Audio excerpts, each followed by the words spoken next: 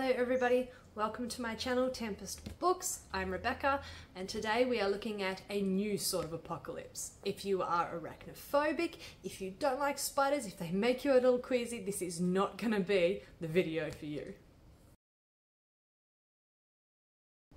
Today we are looking at The Hatching Trilogy by Ezekiel Boone. First book, The Hatching. Second book, Skitter. And third book, Zero Day. Now this was an excellent series overall. I loved it. I would definitely recommend it.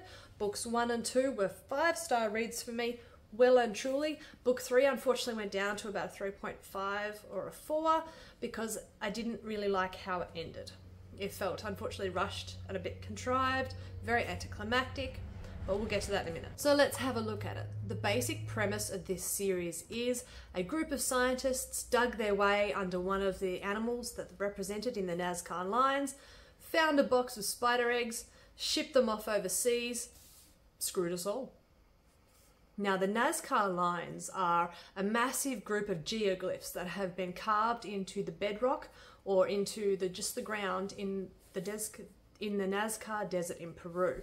Now they're up to about 2,000 years old, we estimate, and we've actually only known about them since 1920, when some dude flew a plane over the desert, looked over and went, "Huh, that's a bit different." And they've been of interest to a lot of different sciences ever since. Now what they found was a big old box of these really weird fossilized looking eggs. One particular person in the group thought that they looked slightly like something that one of the people that he had a crush on back at university studied on a regular basis, so spider eggs. So off they were shipped to that particular university. Now there are a bunch of pros in this for this series, and there are a couple of cons, and we'll get into that now.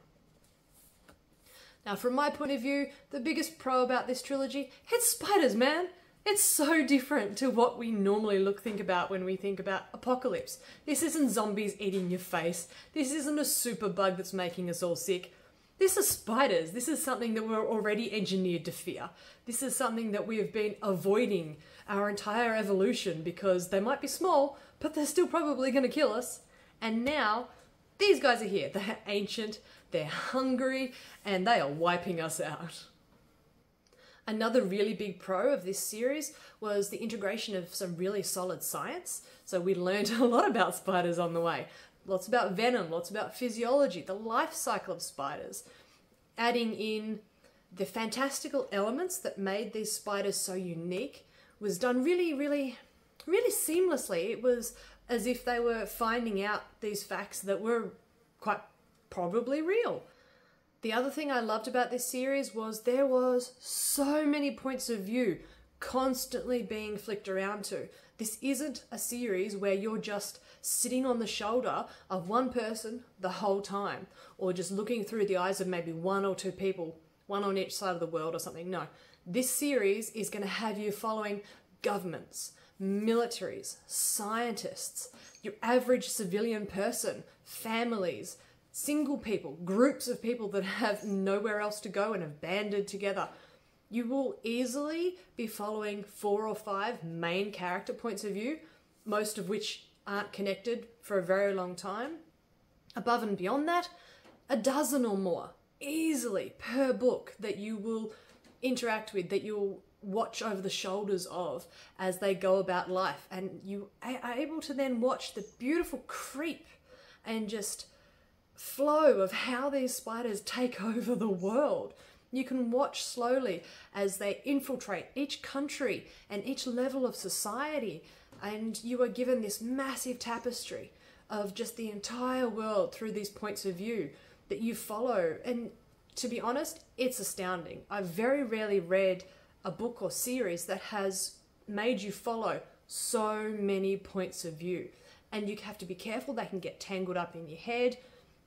Almost every one of these points of view is relevant to the mystery in some way. So you are learning puzzle pieces. You are given clues in all these different points of view.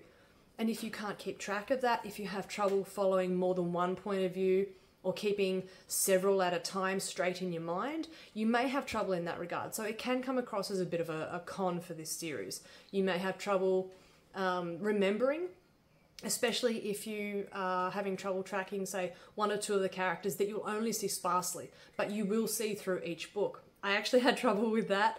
I got into the middle to end of book 3, and all of a sudden this character pops up and I'm going, the book is treating you like you're important. It's making me feel like, okay, I've read about him before and he's vaguely familiar.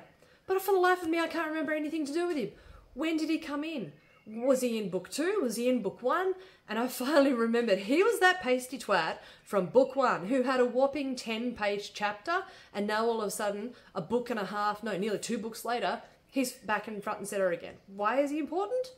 Oh, I'm going to have to go back and have a look because I barely remember him. Now, in that regard, it's probably easier to do other than what I did, so don't do what I did and have a large span of time, so like a year or more between the first and second book, and then halfway through the second book have to stop and then get back into it and read the second half of the second book and the third book in really quick succession. Because then you come back and find a person who was back in book 1 and yeah, can't for the life of me remember what he was and what he did. So yeah, if you have a bit of trouble in that regard, keep it in mind before you pick up this series. Now, this story was wonderfully gory. It was very, very explicit when it told you exactly how that spider killed that guy, exactly how its venom melted the flesh off that lady's face, exactly why it is the little spider crawled in that guy's throat, laid eggs in his stomach, and then let him go. There is absolutely no bones taken in describing to you exactly what these things are going to do to you and exactly how you're going to die, or in worst case scenarios, how exactly these people didn't die and really wished they had. Now, the main problem I had with this series was unfortunately its ending. It was an amazing series right up through to nearly the end of book 3. And then all of a sudden, right at the end, a new plot device was thrown in on the top. It made it seem like it was the super most important plot device ever, but there was nothing prior to it in the entire series that suggested it was going to suddenly be there. It felt contrived and thrown in at the last minute, and the ending itself felt a little bit rushed, anticlimactic. We spent all these books building up to exactly how we're going to exterminate these things, even though they're doing a really good job exterminating us. And then bang, it's over in like a page, barely a page. And I just couldn't escape the fact that it really felt so sudden, so anticlimactic. And that unfortunately took away a lot for me, for the ending of the book. I would still read it. I would still reread it, and I would still recommend it to everyone else, knowing that unfortunately the ending is going to seem rushed or it's going to seem anticlimactic, in my opinion. Other than that, it was an excellent series. I loved it. I think the author did an amazing job of taking this really unique concept, frightening the absolute bejesus out of someone with it, with the idea that this could very, very easily actually happen. You know, if we had an ancient spider eggs that we accidentally woke up.